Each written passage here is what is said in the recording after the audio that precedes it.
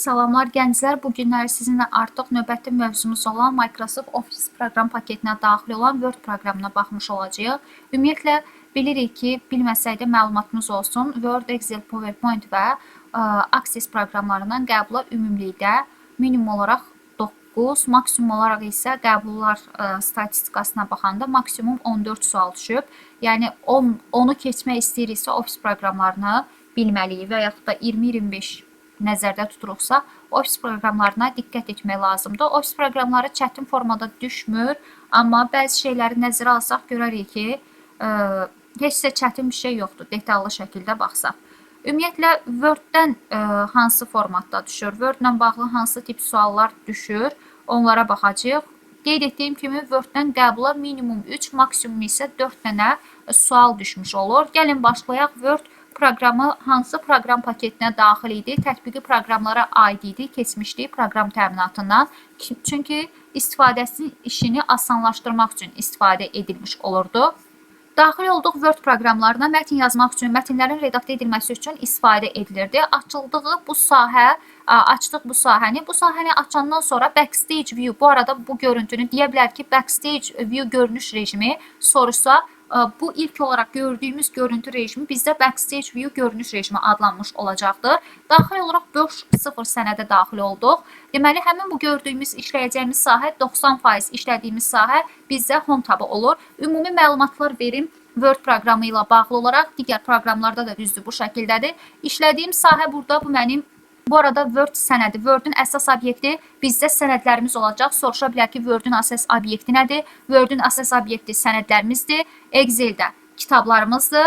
Həmçinin də Excel'də cədvəllər və yaxud da kitablar bu formada soruşa bilər. PowerPoint'də isə işlədiyimiz əsas sahəmiz slaydlar olmuş olacaqdır. Deməli, Word'də sənədi adlandırmamışdan əvvəl sənədimiz dokument adı altında olur. Artıq sənədi adlandırdıqdan sonra sənədin adı yuxarı hissədə gəlib qeyd edilmiş olacaqdır. Bu yuxarı hissə bizdə başlıq sətri adlana bilər. Deyə bilər ki, hansı başlıq sətridir, hansı vəziyyət sətridir. Vəziyyət sətri isə bu aşağı hissə adlanmış olacaqdır. Həmçinin bunu Windows'da əməliyyat sistemində də soruşa bilər ki, vəziyyət sətrində nə verilib? Fikir veririk, vəziyyət sətrində 13 dənə element biri seçilib. Bu kimi məlumatlar verir, ölçüsü nə qədərdir. Burada da həmçinin vəziyyət sətrində məlumatlar əks edilmiş olacaqdır. Deməli, bu hissə bizdə başlıq hissəsidir, qeyd etdik. Ümumi nə isə hər hansısa bir əmri axtarıcıda search hissəsindən axtarırıq.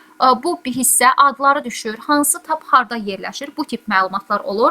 Word-də məsələ düşündürücü tipli suallar olur. Ən əsas hamımızın bildiyi print məsələsi məşhur məsələlərdir ki, onların da izahlarına baxmış olacağıq.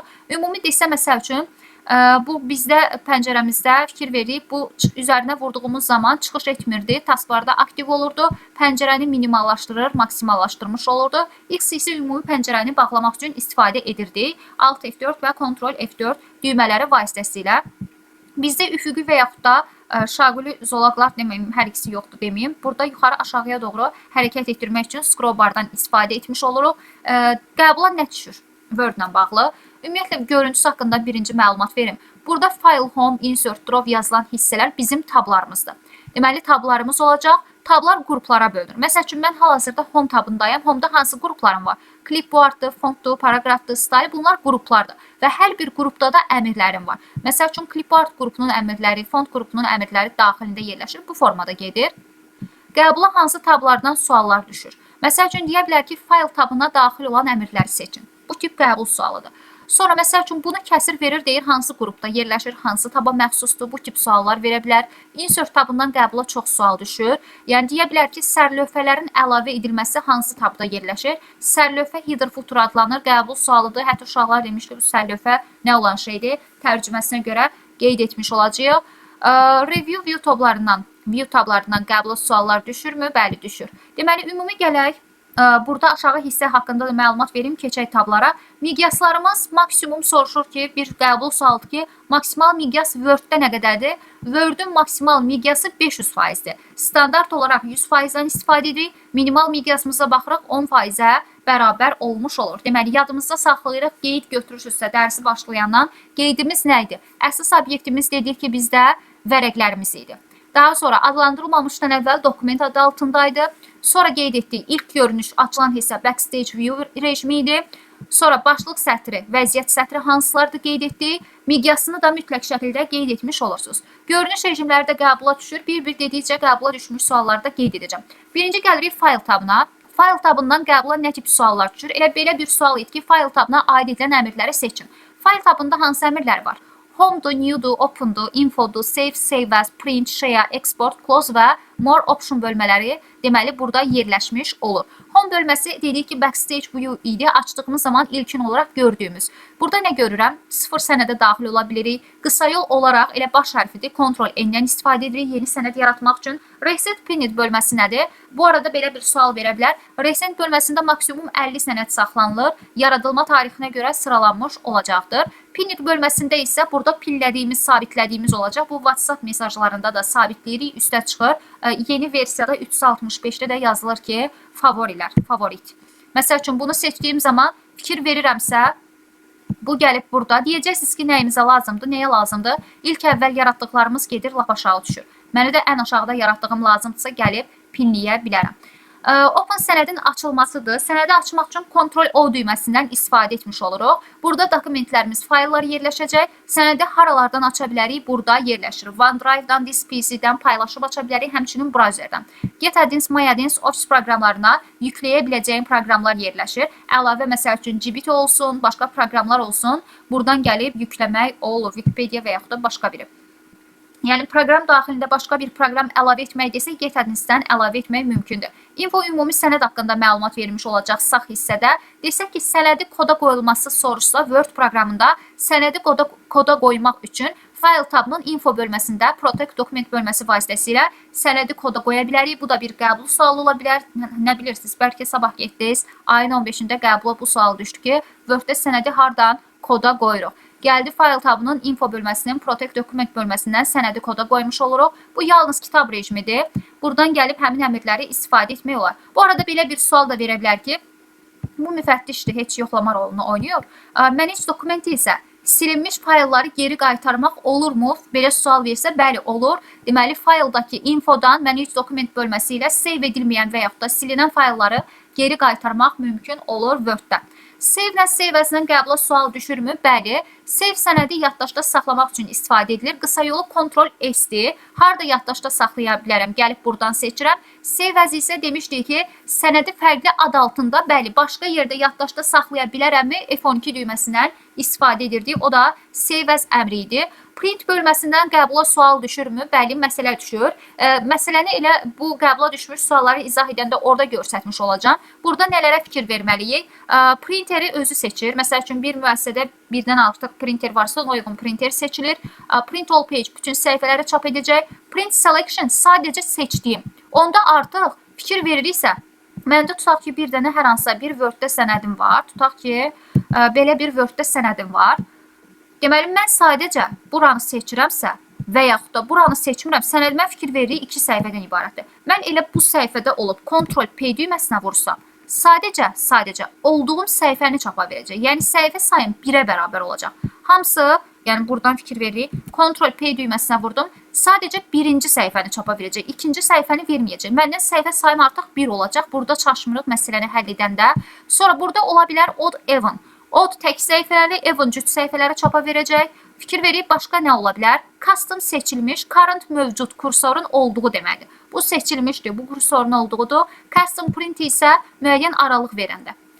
Götürürük. One side, both side tək üzlü, cüt üzlüdür. One side tək üzlü olacaq, both side cüt üzlü olacaq. Collated ardıcıl çıxardacaq, uncollated çeşidləyəcək.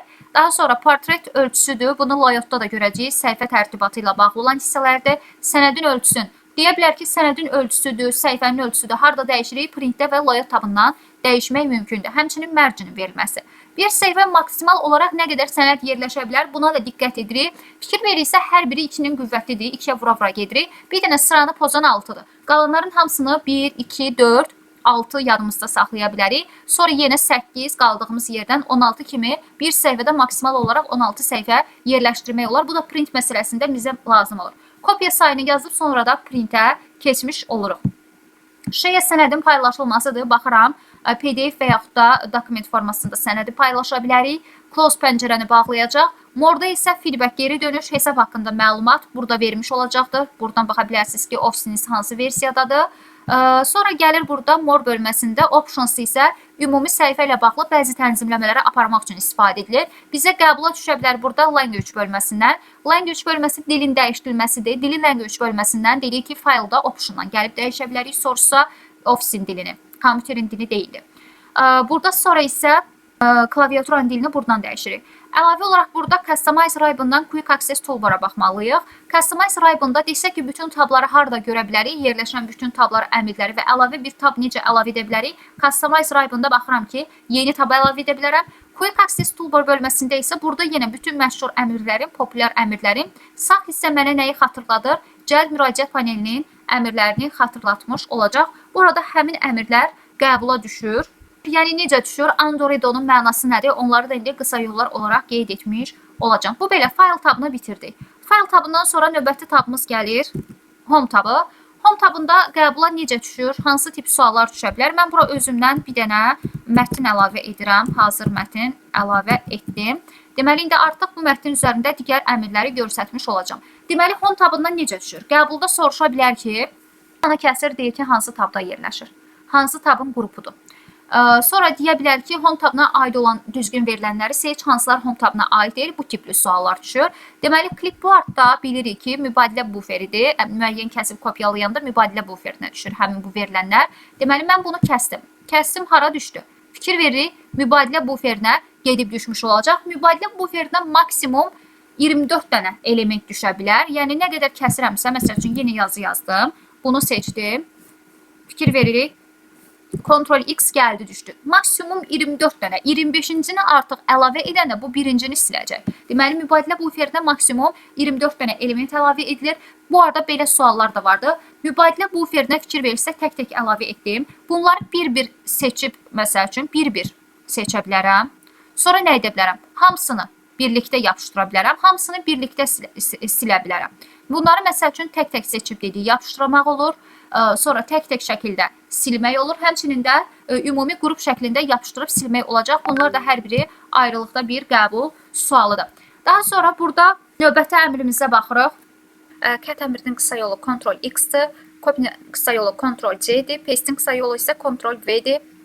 Əslində copy-nin baş hərfindən cut qayçıya bənzəyir. Ctrl X-dən yadda saxlamaq olar və həmçinin belə də qeyd edim, bu tip suallar olur. Məsəl üçün, cut ilə copy-nin fərqi nədir? Cut nədir? Kəsirəm əvvəlki yerində qalmır, yəni yerini dəyişmək üçün istifadə edirəm. Kopyalamaq əmrində isə deməli, həm əvvəlki yerində qalır, həm də yeni yerinə daşımış oluruq. Paste isə yapışdırmaq üçün istifadə edilir. Bu tipdə sual düşə bilər ki, yalnız mətn formasında yapışdırmaq üçün bu text, keep text only-dir. Məsəl üçün, internetdə məlumat götürürsünüz, link şəklində olur. Yalnız text formasında yapışdırmağı sorsa, keep text only əmrindən istifadə etmiş olacaqsınız. Font qrupu gəlir. Font qrupunda nələrdir? Ümumi şəkildə desək, buradan qəbula hansı tip suallar düşə bilər? Məsəl üçün, elə keçən gün qəbul sualı idi. Yazıya götürüb bold verib və altından xətt çəkmişlər. Demişlər ki, burada hansı əmrlərdən istifadə edilib? Bold və yaxud da underline-ı doğru variant olaraq seçmiş olacaqsınız. Sonra italikdir, maylı istiqamətdə kursivli yazı da gedir. İstiqamətdə yazmaq üçün istifadə ediləcək. O üzərindən xətt çəkəcək. Kvadratda və indeksdə yazmış oluruq. Hazır stillərdən istifadə etmiş olacağıq. Yazının fontunun dəyişdirilməsini soruşsa, yazının fontunu dəyişmək üçün font colordan istifadə edəcəm.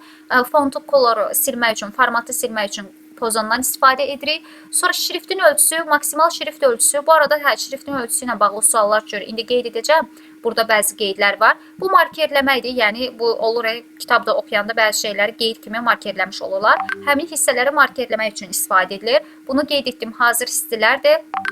Qəbula hansı tip suallar düşür? Bir dənə bunu da deyək. Şriftlə bağlı qeyd etdim ki, şriftləri dəyişmək üçün şrift fonunu dəyişmək üçün buradan gəlib istifadə edəcəyik. Ya konkret adını yazıram, ya da ki, buradan biliriksə gəlib seçib istifadə edə bilərik. Deməli, qeyd etdim ki, burada şrifti dəyişmiş oluruq. Şriftin ölçüsü ilə bağlı qəbula suallar düşür. Necə düşür? Baxıram ki, deyir ki, məndə məsəl üçün minimal olaraq şriftin ölçüsünü burada neçə görürəm. İndi mən yazı yazmışam, belə qeyd edir. Gəlin sıfırdan bir sənəd açıram. Yəni, ya da bunu məsəl üçün çıxdım. Bunu don't save edim, eybi yox, bir problem yoxdur. Burada da bunu da çıxıram. Təzədən Word-ə daxil olacağam. Təzədən Word-ə daxil oluram. Gəldim Word-ə daxil oldum. Deməli, daxil oluram sənədə. Fikir veririksə, məndən soruşur ki, susmaya görə şriftin minimal ölçüsü nə qədərdir? Ümumiyyətlə, şriftin minimum ölçüsü 8-dir. Bizim ekranda gördüyümüz 11 olacaq. Şriftin susmaya görə ölçüsü maksimum 72 olacaq.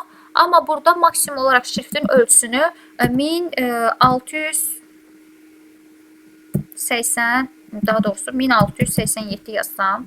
Fikir verir, bircə dəqiqə. Bir dənə özümdən söz yazıram. Məsəl üçün 2 qeyd etdim. Aha, deməli sözü seçirəm. Gəlirəm şriftin ölçüsünü böyütmək. 1600, məsəl üçün 79 yazdım. Fikir verirsə 1638-ə kimi maksimum olaraq şriftin ölçüsünü artırmaq olacaqdır. Əlavə olaraq burada hansı tip əmrlər var? Mən elə gəlirəm burada bayaqki kimi Lorem hazır mətnimi əlavə edəcəm. Mətni əlavə etdim. Enter düyməsinə vurdum. Bu tip qəbula suallar düşə bilər. Bu arada şriftin ölçüsünü böyük ölçüdə artıramsa buradan gəlib qeyd edirəm. Amma bir vahid, yəni bir ölçü artıramsa buradan, bir ölçü kiçildirəmsə həmin bu əmrlərdən istifadə edirəm. Qəbula bununla bağlı sual düşür. Change case əmridir. Deyə bilər ki, məsəl üçün, fikir verin, mən bu cümləni seçirəm. Cümlədə nədir? Birinci hərf böyükdür, qalanları kiçikdir. Deyə bilər ki, hamısını böyük rejimdə. Fikir verin, hamısını böyük yazacaq. Sonra hamısını kiçik yazacaq. Daha sonra nə var? Baş hərf böyük, qalanları kiçik yazmış olacaq. Sadəcə baş hərfləri böyük yazmış olacaq. Bir dənə bunu qarışdırım. Daha doğrusu mən məsəl üçün hamısı balacadır və yaxud da bu formada yazıram. Ən axırıncı əmri isə burada bəzən şəklə görə çaşırlar. Bu böyükləri kiçik, kiçikləri böyük edir. Fikir verin, böyükləri kiçik, kiçikləri isə böyük etmiş olacaq. Bu formada dəyişmiş olur. Bu belə. Sonra paragraf bölməsi ilə qəbula sual düşürmü? Bəli, düşür. Paragraf bölməsi şəkli çəkilir, deyir ki, bu hansı qrupun, hansı tabındır və yaxud da sırf bu şəkli çəkir, deyir ki, bu hansı qrupda yerləşir. Deməli, home tabının paragraf qrupudur, abzası gedir Azərbaycan dilinə görə. Mən burada markerləyə bilərəm. Məsəl üçün, deyirəm ki, informatika 3 bölmədən ibarətdir və yaxud da Office proqramlarına Word, Excel, PowerPoint, Note, Access-dir. Bu kimi proqramlar daxildir. Mən bunu, məsəl üçün, bu formada gəlib markerləyə bilərəm. Qruplara bu formada bölmüş olacaq. Bu markerləmək əmridir. Əgər desək ki, məsəl üçün, abzasların nömrələnməsi harada yerləşir? Bu 2024-cü ildə ikinci cəhdinə qəbul sualı düşmüşdü. 2022 idi, yoxsa 23-cü, 24-cü ildədir. Deyir ki, abzasların nömrələnməsi layotda yerləşir. Abzasların nömrələnməsi fikir verirsə, home tabında yerləşir. Sətirlərin nömrələnməsini soruşsa, fikir verir line number. Sətirlərin nömrələnməsi isə continue əmrini icra etsəm, fikir veririk, sətirlərin nömrələnməsi bizdə layotda yerləşir. Yəni, sətirlərin nömrələməsi layotda, abzasların nömrələnməsi isə paragraf tabında yerləşmiş olacaqdır. Daha sonra baxıram burada, yenə burada icmalların yazılması və yaxud da konstitusiyada qanunların yazılması üçün istifadə edilə bilər, alt kateqoriyalara bölünür. Bu yazılmış sözün sola və yaxud da sağa doğru istiqamətini dəyişdirmək üçün istifadə etmiş olacağam. Burada məsəl üçün soruşsa ki, bizə bu tipdə sual verə bilər. Əlifba sırasına görə, əlifba sırasını əksinə görə sıralamaq mümkündürmü? Bəli, paragraf tabındadır. A-dan Z-ə, Z-dən A-ya doğru. Fikir verirsə, əgər A-dan Z-ə, yəni kiçikdən böyüyə doğru sıralayıramsa ascendingdir. Əksinə isə descending əmrindən istifadə etmiş olacağam. Bu hissə paragraf hissəsində çərçivəyə ala bilərəm, çərçivədən çıxarda bilərəm, qrupa sala bilərəm. Qrupa salmaq deyəndə, yəni çərçivədə qruplaşdıra bilərəm. Əlavə olaraq qələm aktiv edirəm. Bu formada kənar xətləri də təyin etmək mümkün olacaq. Bu isə artıq boya vermək üçün istifadə ediləcək. Arxa fona seçilmiş hissəyə boya vermək üçün həmin bu əmrdən istifadə etmiş olacağam. Bu hissə fərqi nədir? Bu hissə markerləməkdir. Fikir verir, sətir bə sətirdir. Bu isə arxa fona rəng vermiş olur. Qəbula düşmüş suallar həmin bu hissələrdədir burada. Ya şəkil olaraq düşür, ya da buradan belə bir sual verir ki, bu hissə necə adlanır? Bu bizdə üfüqi düzləndirmə adlanmış olacaq. Bu 4 dənə əmr bizdə üfüqi düzləndirmədir. Qısa yollarla da bağlı düşür. Fikir verirsən, məndə hal-hazırda sol tərəfi düzdür. Qısa yolu deməli nə olacaq soldan düzləndirmə? Left, Ctrl L və yaxud da sağı düzləndirirəmsə Ctrl R, right olacaq. Sonra bu hər tərəfi çıxıntılıdırsa, mərkəzə doğrusa Ctrl Y-dir. Hər iki tərəfi düzdürsə Justify, Ctrl G düyməsindən istifadə edilmiş olur, J düyməsindən. Bu isə sətirlər arası məsafələrin tənzimlənməsi üçün istifadə edilmiş olacaq. Oldu, bu bizim paragraf tabımız. Növbəti style qrupu stillərin verilməsidir. Sual versə stillər haradan veririk? Mündərcəti yaradanda stillərdən istifadə edirik. Editing qrupuna gəldik. Editing qrupundan qəbula sual düşürmü? Bəli, düşür. Sənəd daxilində axtarış etmək üçün finddən istifadə edirik. Bəzən deyir ki, başqa bir yerdə axtarış edirik. Xeyr, sənədin öz daxilində axtarış edirəmsə finddən istifadə edirəm. Bu zaman naviqasiya paneli açılır. Sual düşə bilər ki, naviqasiya paneli nə zaman açılır? Deməli, find düyməsinə vuranda, Ctrl F düyməsinə vuranda, əlavə olaraq isə View-da fikir versə Navigation pane-i aktiv etdiyim zaman naviqasiya paneli açılmış olacaqdır. Replace əvəz etməkdir. Yəni, bir sözü başqa sözlə əvəz edirəmsə, replace-dən istifadə edəcəm. Məsəl üçün, burada var idi lorem sözü. Lorem sözü başqa sözlə əvəz edəcəmsə, loremi bura yazıram, əvəz edəcəyim sözü də bura yazıram. Bunun qısa yolu isə nədir bizdə? Baxırıq, Ctrl H düyməsindən istifadə edilmiş olacaqdır. Burada da qısa yolu verilir. Select seçim etmək üçün və hər şeyi seçirəmsə, bilirik ki, qısa yolu Ctrl A-dır. Elə select olan qısa yolu Ctrl A olacaq. Obyektləri seçəcək. With similar formatting no data. Məlumatı yox formatı seçəcək. Seleksiya paneli isə əlavə etdiyim obyektləri burada göstərmiş olacaq. Bu oldu bizim home tabımız. Deməli, fayl və home tabları haqqında məlumat vermiş oldum. İndi keçirik növbəti tabımıza. Deməli, növbəti tabımız insert tabıdır. Insert tabı ilə bağlı nə tip suallar düşür? Ümumiyyətlə, nəyi əlavə ediriksə, bu Word-a aiddir. Excel və PowerPoint-da bəzi istisnalar var və onlarda da eyni obyektləri kimi yadınızda saxlaya bilərsiniz. Nəyi əlavə ediriksə, insert tabında yerləşmiş olur. Məsəl üçün, sənədə nə əlavə edə bilərəm? Ağlıma nə gəlir? Şəkil, fiqur, cədvəl, diaqram, 3D model, link əlavə edə bilərəm. Səhifənin nömrələnməsidir, şərhdir. Sonra nədir bu? Equation, düsturlardır, simvolların əlavə edilməsi hamısı insert tabından əlavə edilmiş olur. Deməli, siz sadəcə burada tablarda görüntü, yəni çox vaxt qəbula bu düşür. Nə harda yerləşir, nəyi hardan əlavə edirəm, nəyi burada edirəm, bu tip düşür. Sonra bəzi istisnalardır, miqyasdır, görüntüdür, məsələlərdir. Bunları da bilsək, bu işi həll etmiş oluruq deyə düşünürəm. Birinci qrupumuz gəlir, page qrupudur. Və yaxud da deyə bilər ki, page qrupudur. Okay, nəyə əlavə edirik? Səhifə əlavə edə bilərik. Cover, başlıq, boş səhifə əlavə edə bilərəm. Blank page, boş səhifə əlavə etmiş oluruq. Bu şablondur. Birinci səhifəyə şablon əlavə etmək olur. Fikir versək. Bu formada hazır şablonlar əlavə etmək üçün istifadə ediləcək. Boş səhifəni Enter düyməsi vasitəsilə əlavə etmək olar. Page break isə kursorun olduğu yerdən yeni səhifə əlavə etmiş olur. Fikir versək, bu formada.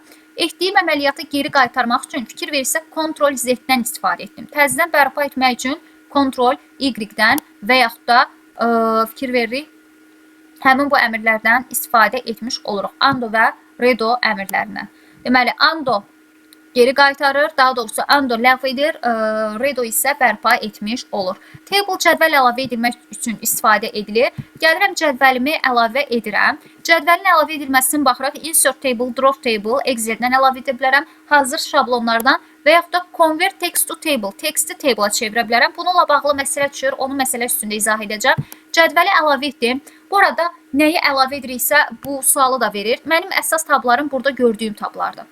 Nəyə əlavə edirəmsə, əlavə tab açılar. Bunlar kontekstual tablardır. Soruşa bilər ki, hansı kontekstual tablardır? Bunlar əlavə etdiyimdir. Ki, mən şəklə əlavə edirəmsə, şəklə format verməliyəm. Deməli, formatı və dizayn bölməsi açılacaq. Nəyi deməli əlavə ediriksə, dizayn və deməli format hissələri açılacaq. O da ki, cədvəldə məsəl üçün table design və table layout bölmələri açılmış olacaqdır. Dizayn hissəsi make-up bölməsidir. Belə yadda saxlayın. Yəni, cədvəlin ümumi görüntüsü ilə bağlı dəyişikliklər dizayn hissəsində yerləşəcək. Table designda. Bu dizayna aid deyil bu arada. Soruşsa, table designda yerləşəcək. Burada məsəl üçün səhifənin başlığı görsənsin, görsənməsin, rəngin verilməsidir. Məsəl üçün, müəyyən bir, tutaq ki, stil verdik buna. Buradan gəlib bir stil seçirəm. Tutaq ki, gəldim, bir stil verdim. Burada baxıraq, header row. Bunlar da rəngləndi. Yəni, ümumi stillə bağlı görüntülərdir. Burada rəng verə bilərəm. Sonra qələmlə çəkirəmsə, qələmə stil verəcəm.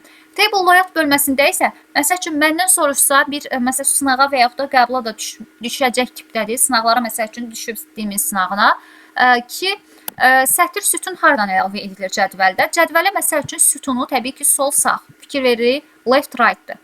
Amma sətrin əlavə edilməsi isə insert above, insert below şəkildə də baxanda başa düşmək olur.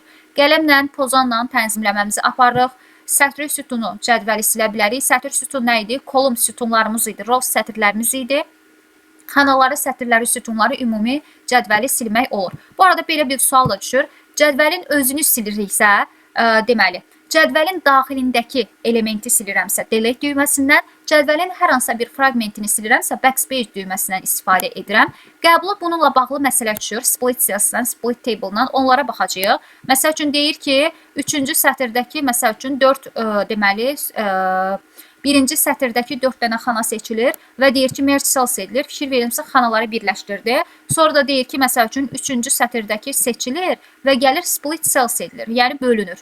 OK edirəm. Sonra da deyir ki, sonda nə qədər deməli xana sayı olacaq? Xana sayını soruşur. Bu tip qəbul suallar düşübmü? Düşüb. Elə 2025-ci ilin qəbul sualı da bu formadaydı.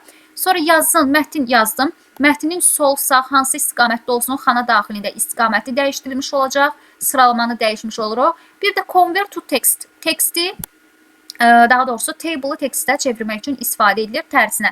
Necə ki, mən mətni cədvələ çevirə bilirəmsə, cədvəli də mətnə çevirmiş olacağım. Bunu məsələ üzərində ilə izah edəcəm. Bu oldu cədvəl. Cədvəldən sonra illüstrasiya bölməsi gəlir. İllüstrasiya bölməsində fikir versəm, gəlin bu hissələri test edəyim, illüstrasiyada vaxt itirməyək.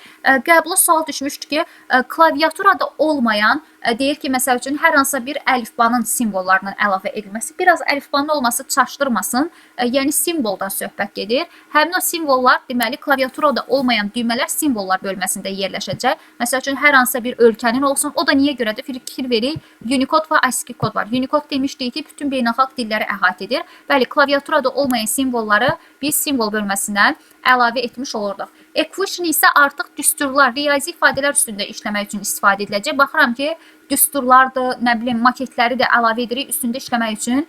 Bu fizikadan, kimyadan, analizdən bizə məlum olan həmin bu ifadələri, simvolları buradan rahat şəkildə əlavə etmiş olacağıq. Daha sonra gəlir text bölməsi. Text bölməsindən qəbula nə tip sual düşüb? İndi deyəcəm sadəcə indi buradakı əmrlər haqqında. Text box bizdə mətn qutusu əlavə edəcək. Mətn qutusu əlavə edib üstündə işləmək üçün yenə də format bölməsi açılacaq. Quick parts nədir? Burada məsəl üçün müəyyən mətni save edib avtomatik olaraq yadda saxlaya bilərik ki, hər dəfə gəlin baxıram save edirəm. Fikir verir Lorem Ipsum olaraq. Mən artıq bunun üzərinə daxil olanda həmin mətni burada avtomatik olaraq yazıb kopyalaya bilərəm. WordArt var, yazılara hazır stillər vermək üçün istifadə ediləcək. Sonra dropcap nədir? Bu nağıllarda baş hərfi böyük rejimdə yazmaq üçün istifadə edilmiş olacaqdır. Fikir verirsə bu formada yazmış olacaq. Gəlir signature line, imzanın əlavə edilməsidir. Tarix vaxtın əlavə edilməsini soruşsa, əlavə ediriksə insertdə yerləşəcək. Bu qrupun adını yadımızda saxlayırıq. Text qrupudur. Qrupun adı yadımızdan çıxmasın. Obyektlə bağlı qəbula sual düşüb ki, elə yadımda qalıb. Daha doğrusu PowerPoint-da düşmüşdü, amma burada da demək olar. Obyekt adını harda eşitmişik? Obyekt texnologiyası bir proqram daxilində başqa bir proqram açmaq üçün istifadə ediləcək. Mən Word-dəyəm, Word-dən Excel-ə, PowerPoint-a və digərlərinə keçid edəcəm çıxmadan. Header footerla bağlı qəbula sual düşübmü? Bəli, düşüb. Son illərdə demək olar ki, header footerla bağlı 2024-cü ilin 1-ci, 2-ci cəhdində, həmçinin 2025-ci ildə də qəbula sual düşmüşdü. Head nədir, foot nə deməkdir? Tərcüməsinə baxanda elə head baş deməkdir, foot ayaq deməkdir. Yəni sənədin başı və ayaq hissəsi. Head deməli, çox vaxt kitablarda görürük, burada yazılır, hansı məqsəd üçün istifadə edilir. Bu tip məlumatlar olur, əlaqə nömrəsi olur. Məsəl üçün 2024-cü ilin 2-ci cəhdində qəbula sual düşmüşdü ki, sənədin head hissəsinə nələri əlavə etmək olar? Fikir verik, head hissəsi açıldı. Şəkil əlavə edə bilərəm. Tarix vaxt əlavə edə bilərəm. Dokument informasiya, müəllifi, sonra faylın adın, dokumentin title'ın, tipini, başlığını, faylın path'in, faylın yolunu əlavə edə bilərəm. Bu formada sonra sənədi nömrələyə bilərəm, səhifələyə bilərəm. Elə buradakı fikir verirsə, header footer page number elə head footer bölməsindən izah edəcəm. Deməli, head hissəsində məsəl üçün yazıram ki, magistratura qəbulu bu formada yazdım. İndi fikir veririk. Başda həmin hissə sənədin başlığında artıq qeyd edilmiş olacaqdır. Bu sənədin head hissəsidir. Daha sonra foot hissəsi var idi ki, ayaq hissəsi idi ki, buradan sənədin foot hissəsinə də keçə bilirdim. Fikir verib go to footer edib foot hissəsinə keçə bilərəm. Bu arada sənədin nömrələnməsini soruşsa, sənədləri hardan nömrələyirik? Həm headdən, həm footdan, həm də page numberdan sənədləri nömrələmək olur. Fikir veririk, burada gəlib nömrələməyin formatını seçə bilərəm. Əlavə olaraq məsəl üçün headdə də gəlib sənədi nömrələmək olur və yaxud da footda. Baxıram footra. Fikir verir, rəqəm hissələri aktiv olacaq ki, sənədi nömrələ.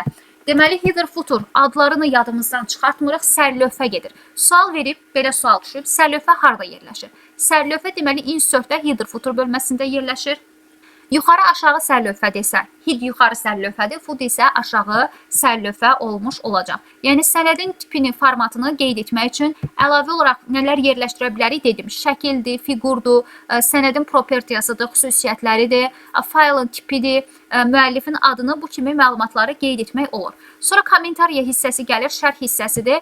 Kommentariya ilə bağlı düşür ki, şərhi hardan əlavə edirlər? Həm insert tabından, həmçinin də review tabından şərhi əlavə etmək olur.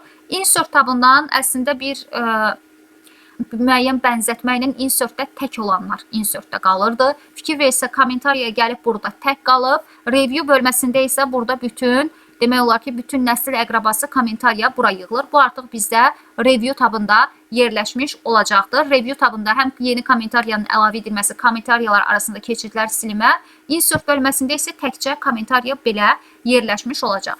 Sonra bizdən soruşsa linkin yerləşdirilməsi. Linklər isnadlardır. Məsəl üçün, mən bu sözün üstünə vuranda məni başqa bir sənədə aparsın və yaxud da Google-da bir məlumat açsın. Linklərdən istifadə etmiş olacaq. Linklərin qısa yolu Ctrl-K-dır. Bookmark əlfəcindir. Cross-referensdan da baxırıq. Nədən bir neçə yerdədirsə ona diqqətlə baxmalıyıq. Fikir veririksə, reference tabına baxıram. Cross-reference burada da yerləşir. Həmçinin insertdə. Bu nə deməkdir? Çarpaz istinadlar açıq şəkildə vaxtımız getməsin deyə göstərmirəm. Sadəcə məlumatınız olsun. Məsəl üçün deyir, məktəbdə də daha çox qarşımıza çıxırdı. Danışır, deyir, bax şəkil 2-yə. Biz də kitabı vərəqləyib şəkil 2-yə baxırdıq ki, hardadır. Burada isə elə o dediyi sözün üzərinə vuranda bizi şəklə aparmış olacaq kitabda. Online videolar, videonun linkini bura yerləşdirib həmin videonu açmaq olur. YouTube-da olsun və yaxud da başqa şəbəkədə olsun. Linki yerləşdirib həmin videonu buradan açmaq mümkün olacaq. Nəhayət gəldik illüstrasiya bölməsinə. Deməli, illüstrasiya bölməsində nələrə baxmalıyıq? İllüstrasiya bölməsində şəkildir, fiqurdur, icon, 3D model, smart art, chart və screenshotdur. Screenshot ekran görüntüsünün alınmasıdır. Yəni, burada aktiv olan pəncərələrin şəkillərini, məsəl üçün, bu formada çəkmək üçün istifadə edilmiş olacaqdır. Daha sonra elə şəkli də əlavə edəndə picture format bölməsi açılır ki, ona baxacağıq. Chart diaqramlardır, diaqramların əlavə edilməsidir. Excel ilə bağlı diaqramlarla bağlı nə düşür? Exceldə düşür ki, diaqramlarla bağlı nə düşür? Diaqramlara daxil oluram. Diaqramlara daxil olduğum zaman neçə növ diaqram növü var? 17 növ diaqram növü var. Ümumilikdə isə cəmi 60 ədəd diaqramımız var. Bunu bilməyimiz bizə kifayət etmiş olur. Hər hansısa bir diaqramı seçdik. Bu arada diaqramlarla da bağlı məsəl üçün məsələlər düşür. Mən gəldim bunu seçdim. OK edirəm. Fikir verirsə, həmin diaqram növünü əlavə etmiş olacaq bu məlumata əsasən. Yenə format və chart dizayn açılacaq. Dedik ki, formatda redaktda, dizayn hissəsi isə özdə məxsus olan hissə açılırdı. Yəni, görüntüsüdür, rəngidir, yeni elementin əlavə edilməsidir. Format bölməsi təkrardır, bunu çox görəcəyik. Ona görə bunu yadımızda saxlayırıq. Arrange'dir, size'dir, bu hissələrdir. İndi bunu hər hansısa bir fiqura əlavə edib üstündə göstərmiş olacağım. Bunu da silmiş oluram. Deməli, diaqram, ağıllı diaqramlar var. Ağıllı diaqramlardan hər hansısa birini seçirəm və yaxud da məlumatı seçib üstündə ağıllı diaqramı göstərə bilərik. Yenə fikir verirsə, Smart Art dizayn bölməsi əlavə etdiyim obyektin özünə məxsus olan hissəsidir. Format hissə ümumidir, yəni genəl deyək, digərlərində də açılır bu. Bu hissədə əlavə etdiyim obyektlərin, bu yenidir, buna məxsusdur. Fiquru dəyişə bilərəm. Əlavə olaraq fiqurun ölçüsünün aktiv olan fiqura baxırıq, böyüdür, kiçildir. Sonra burada hazır formatlar var, digərlərində görəcəyik. Deməli, Shape Style bölməsi fiqurun bölməsidir. Word Art Style yazı ilə bağlı tənzimləmədir. Birinci açılan bu kvadrat olan hissələrdə hazır hissələrdir. Burada artıq isə hazırı bəyənmədimsə fərdi yanaşacağım. Fikir verik, fiqurun rəngini dəyişdi, fiqurun kənar xətlərini dəyişəcək, fiqura effektlər verəcək. Yenə burada yazıya hazır stili verəcək. Hazır stili bəyənmədimsə, rəng, kənar xət effekt verəcək. Bu teksti gördüklərimi cümlə ilə ifadə etmiş olacağım. Ölçüsünü böyüdüb kiçiltmiş olacaq. Arrange bölməsi təkrardır, görəcəyik, dəfələrlə görəcəyik. Layout tabında da hətta var. Pozisiyasını, istiqamətini dəyiş, mətnlə əlaqəsidir obyektin. Bring forward, send backward bir obyekti digərinin üzərinə, arxa hissəsinə gətirmiş oluruq. Align yenə istiqamətini dəyişirik. Qrupa salırıq. Sonra nə var idi burada? Rotate 90 dərəcə istiqamətini dəyişmiş olurdu. Bu da belə. Deməli, gəlirəm, bunları buradan kəsib yığışdırıram. İndi növbəti hissə gəlir, ağıllı diaqramlardan sonra İkonlar nədir? İkonlar yol hərəkəti işarələrində də məsəl üçün istifadə edilir və yaxud da özümüz üçün qeydlər də götürə bilərik.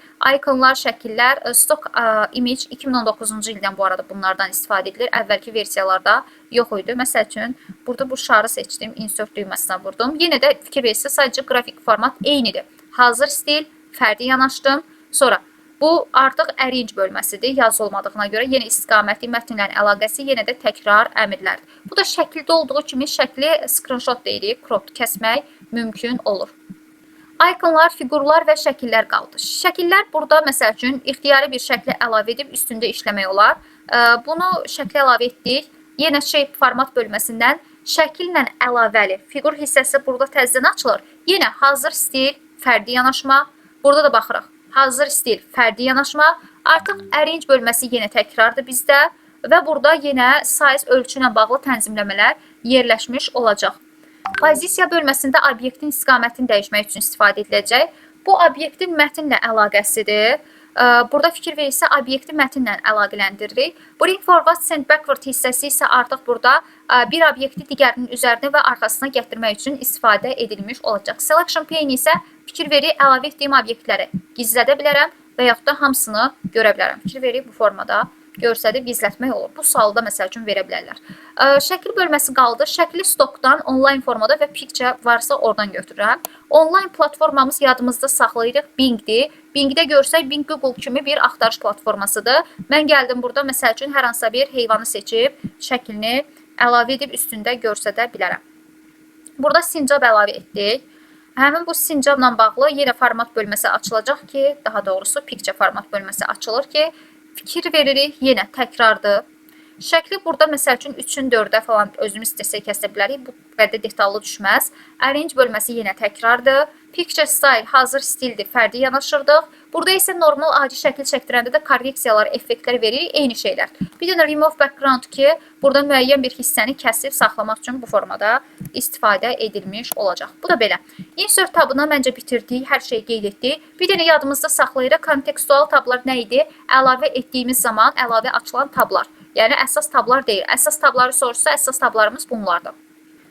Draw hissəsi şəkil çəkmək üçün istifadə edilir. Burada elə fikir verirsiniz, dərsi də testləri izah edəndə bu hissədən istifadə edirəm. Pozulan qələmlərdir, xəttkeşdir, arxa fon istəsək dəftər formatında ola bilər. Bu da ki, məsəl üçün hər hansı bir şey yazıram. Tutaq ki, mü yazmaq istəyirəm. Yazmaq əslində oldu. Bəlkə də heç istəsəm alınmaz. Bunu məsəl üçün select edirəm. Nəyi yazmaq istəmişəmsə mənə təklif edir.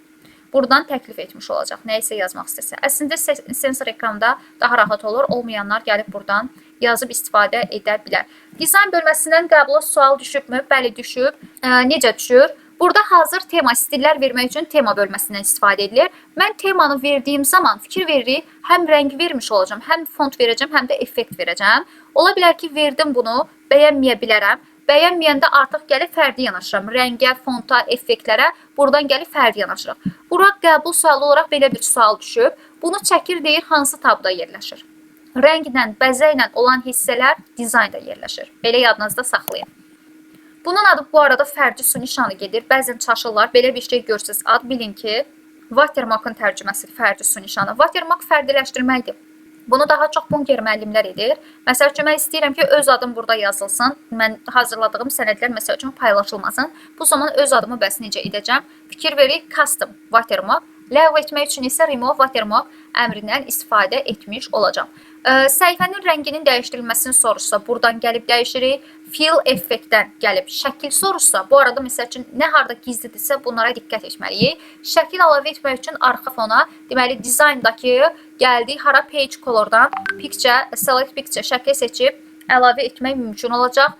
Daha sonra page border isə kənar xətlər vermək üçün istifadə ediləcək. Box edib səhifəyə kənar xətlər vermək mümkün olacaq. Bu formada məsəl üçün mən gəldim, qalınlığını da seçdim. Bu formada səhifəyə kənar xətlər vermiş olacağam. Deməli, səhifənin bəzək hissələri dizayn hissəsində yerləşir. Əsas görüntüləri yadda saxlayırıq. Məsəl üçün, indiyənə kimi qəbula düşmüş suallar qeyd etdim. Burada görüntü ilə bağlı düşürdü. Insertdə nə harda yerləşir? Bunu kəsib soruşa bilər. Bu hansı tabdır? Header footerla dediyim simvolla bağlı qəbula sual düşüb. Məsələləri qeyd edirəm. Məsəl üçün, məsələlər də düşmüşdü. Dizayn tabından da bu hissəni kəsib kəsib deyirdi, hansı tabda yerləşmiş olur. Layout tabı ilə qəbula çox sual düşür. Layout tabının görüntüsünü, tərtibatınızı yadınızda saxlayırsınız. Fikir verin, layout tabının hansı qrupları var? Page setup'dır, paragrafdır, bir də arrange qruplarıdır. Page setup qrupunda fikir versək print bölməsindən eynidir. Məsəl üçün bu uyğunluq olaraq düşmüşdür qəbula və yaxud da bunu kəsib deyir ki, bu hansı qrupda yerləşir. Lentin qrupudur soruşa bilər və yaxud da lentin tabıdır. Tab olsa layout tabıdır. Paragraf hissəsi, abzas hissəsi. Mətnin sağdan məsafəsi nə qədər olsun, soldan, yuxarıdan, aşağıdan. Deməli, bu paragraf qrupu Home-da da var idi. Bununla qarışdırmırıq. Fikir verin, bu belədir. Amma layout tabında bu formadadır. Paragraf qrupudur, layout tabında yerləşmiş olur. Daha sonra arrange bölməsi təkrardır. Arrange bölməsini də artıq nəyi əlavə edirsinizsə formatda görürdük. Əlavə olaraq layout tabında da görürük bu arrange bölməsini. Bir dənə page setup'ın əmrlərinə baxaq. Margin nə idi? Kənar boşluqdan yazıya kimi məsafənin təyin edilməsi. Məsəl üçün, məndə bir dənə sənəd açıram. Bunu açdım. Fikir verin, məndə indi gəlirəm layout tabına. Margin bölməsinə gəldim, narrow etdim. Fikir verin, daha geniş oldu. Və yaxud da moderate etdim, daha ortaya gəldi. Və yaxud da wide etdim, bu artıq şeirlərin yazılması üçün istifadə edilir. Yəni, bu tipdə görüntü ilə bağlı tənzimləmələrin aparılması üçün istifadə edilmiş olur mərcindən. Sonra orientasiya səhifənin ölçüsüdür. Desə, album formatında çıxsın, fikir verirsə, daha geniş olacaq. Bunu həm printdən, həm də layoutun page setup. Page setup əslində tənzimlənməsi kimi yadda saxlayın, səhifə tənzimlənməsi. Mərcindir, orientasiyadır, size A4, A3 olsun. Kolum soruşsa, sütunlara bölünmə, bunlara çox ehtiyatla baxaq, çünki qəbul sualıdır. Kolum sütunlara bölünmə lüğət kimi yazmaq üçün istifadə ediləcək. Məsəl üçün, mənim sizə izah etdiyim testlər. Sütunlara bölürəm, mən burada kolumdan istifadə edəcəm.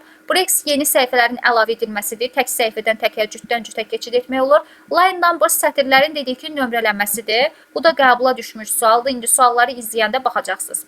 Hyperconnection isə sətirdən sətrə keçirmədir. Bu, avtomatik olaraq sətirdən sətrə. Məsəl üçün, söz çatmırsa, avtomatik olaraq sözü sətirdən sətrə keçirmiş olacaqdır və yaxud da özüm əlindən keçirmiş oluram. Paragraf bölməsi haqqında da məlumat vermiş oldum.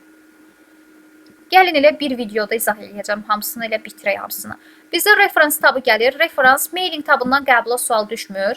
Mailing tabı məktubları yaratmaq üçün istifadə edilir. Fikir verirsə 4 dənə əmr aktivdir, digərləri üzərində işləmiş oluruq, aktiv etmiş oluruq. Buna baxmağa gərək yoxdur. Sadəcə ümumi bilin ki, məktub yaratmaq üçün istifadə edilir. Reference tabının bu hissəsindən qəbula sual düşmür. Bunlar deməli, belə deyim, teoremlər və abreviaturaların qısaltmalarını qeyd etmək üçün istifadə edilir. Əsas bu hissələrə baxırıq. Burada nə düşə bilər? Table of Content mündəricatın yaradılmasını soruşsa, referensda Table of Content bölməsində mündəricatı yaratmış oluruq. Deməli, burada mündəricatı yaratmaq üçün ilk olaraq mütləq şəkildə desə necə yaradırıq? Birinci stil verməliyik. Ki, səhifələrdə bilirik ki, paragraf 1, paragraf 2, onları təyin etmək üçün mən stillər verməliyəm. Stilləri verəndən sonra gəlib burada Table of Content'ə stilimi seçəndən sonra avtomatik olaraq mündəricatı yaradacağım.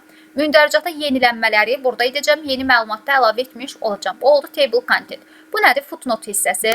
Əgər yadınızdadırsa, məktəb vaxtı və yaxud da indi hal-hazırda kitablar oxuyursunuzsa, mənasını bilmədiyimiz sözlər olurdu. Ərəb, fars mənşəli, Füzulinin, Nizaminin şeirlərində daha çox olurdu bu. Mənasını bilmədiyimiz sözlər olurdu. Yuxarısında bir yazırdı sözün və aşağıda bir yazıb mənasını qeyd edirdi. Həmin onların yazılması üçün insert footnote-dan istifadə edilir. Məsəl üçün, mən özümdən yazıram ki, tutaq ki, məsəl üçün, arxaikdir, belə sözlər var idi, gəvəzət məsəl üçün yazıram. Bu sözün tutaq ki, mənasını bilmirəm. Bir yazdım. Fikir verirsə, sözün açıqlamasını deyir ki, aşağıda qeyd et. Bu tip yazılışları qeyd etmək üçün və yaxud da belə verə bilər, hardadır? Referensda insert footnote-dan etmiş oluram. Bir də footnote-dan əlavə olaraq endnote var. Endnote isə artıq belə deyim, footnote ayaq hissəsidir bilirik. Yəni, hər səhifənin ayaq hissəsində qeyd ediləcək. Endnote hissəsi isə artıq sənədin sonunda qeyd ediləcək ümumi qeydlər kimi istifadə edilmiş olacaqdır. Bu əmr aktivliyə yığışdırılıb, yəni belə deyim, 2019-dan sonraki versiyalarda aktivlik yığışdırılıb. Bu sənədin öz, məsəl üçün, sənəddə hər hansı bir söz seçirdi, üzərinə vurub search edəndə həmin sənəd haqqında brauzerdə axtarış edirdi, Bingdə axtarış edirdi. Belə deyim, burada sağ hissədə haqqında məlumat çıxırdı. Deməli, bu hissəyə də baxaq. Bu hissə nədir? Daha doğrusu bu bioqrafilərin yaradılmasıdır. Bioqrafiləri soruşsa buradan yaradırıq. Bir də cross reference nədir? Şəkillərin nömrələnməsi. Məsəl üçün desə şəkillərin adlandırılması harda yerləşəcək? Referensdə caption bölməsində şəkilləri mən adlandırmış olacağam. Məsəl üçün gəlirəm bunu adlandırmaq istəyirəm. Gəldim bura daxil oldum aşağı hissəsinə. Düzdür, burada biraz qarışıq görsənir. Eyb yox, problem yoxdur. Deməli, mən gəldim bu şəkildə, tutaq ki, insert caption hissəsinə daxil oldum. Fikir verin, şəkil 1 yazıram, məsəl üçün Sincab. Burada şəkil adlandırıram, düstur yoxsa fiqur, şəkil, düstur və yaxud da cədvəl seçirəm. OK düyməsinə vurdum. Burada gəldi, məsəl üçün yuxarıdan adlandırmış oldu. İstəsəm ölçüsünü dəyişə bilərəm və yaxud da indi aşağıdan da adlandıra bilərdim. Kurslarım indi yuxarıda aktiv idisə burada oldu, problem deyil. Deməli, adlandırmanı insert captiondan etdim. Burada şəkillərə görə də mündərcət yaratmaq olur. Məsəl üçün, burada gəlib heç düyməyə vurmuram, OK edirəm, fikir verirəmsə, şəklə görə aşağıda mündərcət yaratmış oldu. Mən məsəl üçün düzdür eyni səhifədə oldu. Bunun üzərinə vurub kontrol klik edəndə həmin şəklin olduğu səhifə zaten buradır. Həmin səhifəyə aparmış olurdu. Deməli cross reference əmrini buradan görürəm. Cross reference əmri nədir? Məsəl üçün danışdım burada tutaq ki, deyir demək bax məsəl üçün şəkil filan. Məsəl üçün yazıram ki, bax şəkil neçəyə. Şəkil neçəyə buradan qeyd edəcəm cross reference-da. Tutaq ki, deyirəm bax şəkil idi də məndə şəkli elə şəkli olaraq adlandırmışdıq. Burada şəkli seçəndə avtomatik olaraq bir neçə dənə olsa onu seçirik. Məndə çıxır ki, bax məsəl üçün şəkil bu filana, bu çıxdı. Artıq bunun məsəl üçün üzərinə gələndə fikir verir, kontrol klik. Məni həmin şəklə aparacaq. Fikir verir, həmin şəklə gətirmiş olacaq. Əlaqə istinad bu deməkdir. Deməli, referans bölməsində də bunları bilməyimiz kifayət edir. Qaldı bir dənə review və view tabları bizdə. Review və view tabları ilə bağlı nə düşür? Deməli, review tabında bizə qəbula nə düşə bilər? Hide gizlədilmədir, yazı yazdıqsa yazını gizlədirik. Bu hissə bizə lazım deyil. Review tabında qeyd etdiyim kommentariya hissəsi düşür. Belə ümumi hamısı səpələnmiş versiyadadsa reviewdadır. Insert demişdik ki, insertdə kommentariya tək görsənirdi. Buna diqqət etmiş olaq. Bu belə deyim, tracking və change bölmələri bir, necə deyim, qrup üzərində bir neçə şəxs işləyirsə, həmin sənəd üzərində qrup üzrə işləmək üçün istifadə edilir. Məsəl üçün, bugün Əli gəlməyib, nə bilim, Vəli gəlib, Həsən gəlib, tutaq ki, belə deyirəm. Tutaq ki, bunlar sənəd üzərində işləyəndə artıq elə bil ki, məsəl üçün, bu günləri Həsən gəlməyib, amma qrup üzrə iş olduğuna görə hər birinin fikri olmalıdır. Yəni, hər biri burada obyektiv yanaşmalıdır ümumi şəkildə. Deməli, o gəlməyəndə artıq sabahları gəlib, artıq o təsdiq verməlidir. Məsəl üçün, track change-i aktiv edirəm. Mənim qeyd etdiklərim sadəcə silsəm də buradan silinməyəcək. Tutaq ki, bunu silmək istəyirəm. Track change-i artıq aktiv etdiyim zaman burada track change-i kilitləyə də bilərəm. Mənim artıq burada nə isə yazıb sildiklərim fikir veririksə, mən track change-i aktiv edirəm. Mən burada məsəl üçün nə isə yazdım, fikir verirsə qırmızı olaraq yeni bir şey qeyd elədim, onu bildirir. Və yaxud da bunu silmək istəmişəm, fikir verirsə silməyib. Sabahları Həsən gələndə artıq bunu qəbul və yaxud da ləğv edə bilər. Bu belə qrup üzrəndə işdir. Həmin bu iki sənəd arasında sənədləri müqayisə etmək üçün compare bölməsindən istifadə edilir. Koda qoyulmağı soruşsa fikir veririk. Sənədin özünü koda qoydum faylda info bölməsindən. Müəyyən əmrləri koda qoymaq istəyirəmsə, fikir verir, müəyyən əmrlərə kod qoya bilərəm ki, editə və yaxud da redaktəyə kod qoy. Buradan gəlib soruşsa, reviewda protect bölməsindən koda qoymuş olacam. Deməli, bu hissələr qaldı bizdə. Deyə bilər, reviewdan düşür. Orfoqrafik, orfeepik, bunu kəsir deyir ki, bu hansı tabda yerləşir. Deməli, orfoqrafiyanın, orfeepiyanın tənzimlənməsidir. Sinonimlərin əlavə edilməsidir. Sənədin statistikası da reviewda yerləşir, qarışdırmırıq. Görüntü ilə bağlı şeyləri soruşsa, viewda yerləşir. Qarışdırmırıq. Deməli, sənədin özündə orfoqrafiya, orfeepiyadır, sinonimdir, nə bilim, amonimdir, statistikasıdır, dilinin dəyişdirilməsidir, translatedir, reviewdadır. Yəni, müəyyən bir yazı ilə bağlı tənzimləmələr də reviewdadır. Sənədin özü ilə bağlı dəyişikliklər isə layoutdadır. Fikir verik görüntüsü falan. Görüntü deyəndə yəni ölçüsü falan. Amma ümumi görüntüsü dəyişsin sənədin forması. Bu artıq viewda yerləşəcək, mediası falan bu tip. Deməli, bunları yadda saxlayırsınız. Bu səssiz oxudur. Check accessibility əlçatanlıqdır, məhdudiyyəti olanlar üçün və yaxud da bizim üçün lazım olan çox istifadə edilən əmrləri bir yerə yığıblar. Dilin dəyişdirilməsini faylda etmək mümkün idi. Həmçinin də burada da dəyişə bilərik. Həmçinin seçilmiş sözləri tərcümə etmək də mümkündür. Bizdə qaldı bir dənə view tabları. View tabında isə müəyyən görüntü ilə bağlı tənzimləmələri aparmaq üçün istifadə edilir. Burada makroslardır. Makroslar demişdik ki, verilənlər bazası Access-də də keçmişdik ki, bir neçə düyməni bir düymə altında birləşdirirdi, avtomatlaşdırırdı. Properties əlavə proqramdır. Burada çox sual düşür bu arada. Məsəl üçün necə suallar düşə bilər? Gəlin baxaq. Mən 0 sənəd əlavə edirəm, onun üstündə göstərəcəm. Sonudur, elə orada da qəşəng şəkildə göstərək. Və yaxud da hazır burada sənəd yox idi. Bu idi elə, bunun üstündə göstərəcəm. Nəyi göstərəcəm? Fikir veririksə, neçə dənə görünüş rejimi var qəbul sualı. Yadımızda saxlayırıq. Deməli, baxsam 5 dənə Word-də görünüş rejimi var. Hansılardır?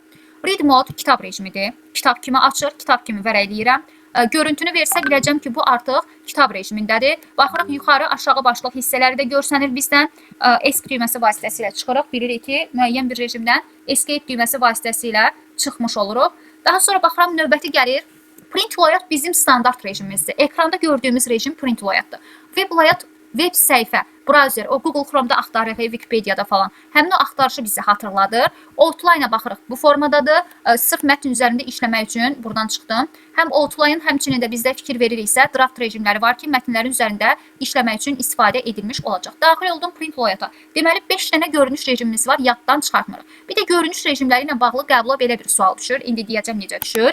Immersive baxaq, fokuslanmaqdır, səhifəni fokuslayacaq.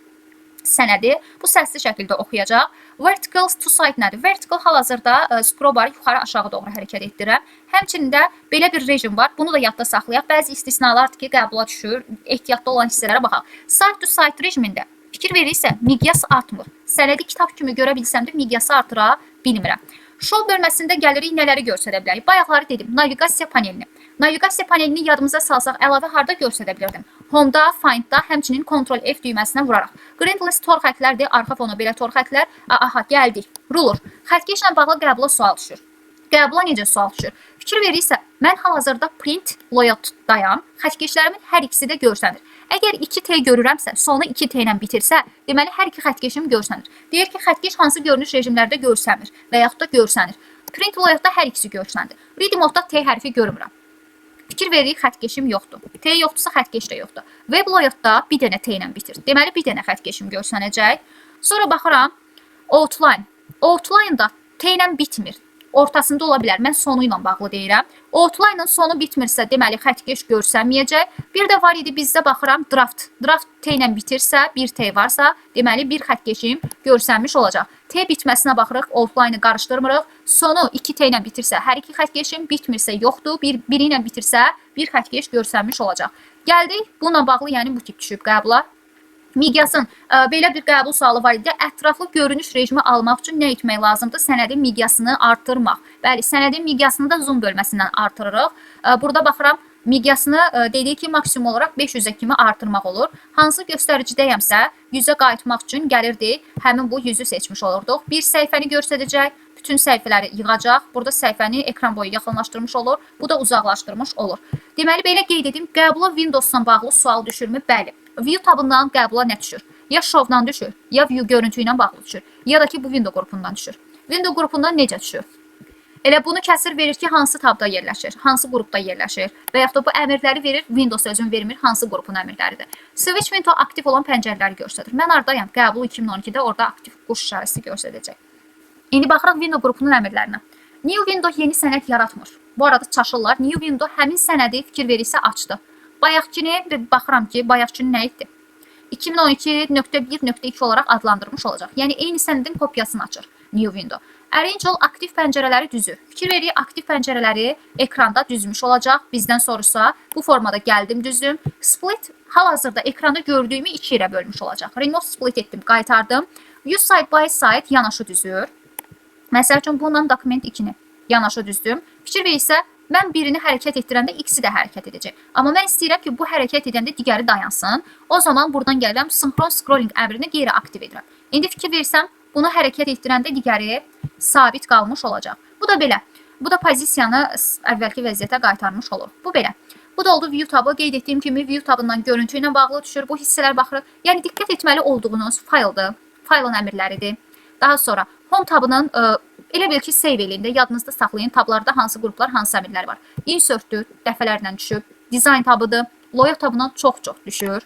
Sonra Review tabından demək olar ki, bu hissədən çox düşür qəbula sual. Bir də View tabındadır ki, görüntüdür, Show-dur, bir də Window qrupudur ki, qəbula dəfələrlə suallar düşür. Həmçinin məsələlərdir ki, məsələlərin izahından növbəti videoda baxmış olacağıq. Bu belə Windows-dan demək olar ki, Bu arada Windowsda sənəd yaradarkən sənədi kontrol edirik ki, save vasitəsilə yaddaşda saxlayırıq. Gedib sənəd düşürdü. Gəlin onunla da bağlı deyim. Bir dənə yaddaşda saxlanılması ilə də bağlı hissəni qeyd edək. Məsəl üçün mən bu sənədi save edirəm. Save etdiyim zaman gəldim. Burada save edəndə sənədin save as tipini dəyişə bilərəm. Məsəl üçün PDF və yaxud da bu arada düşür. Save as type-dan sənədin tipini dəyişmək olur.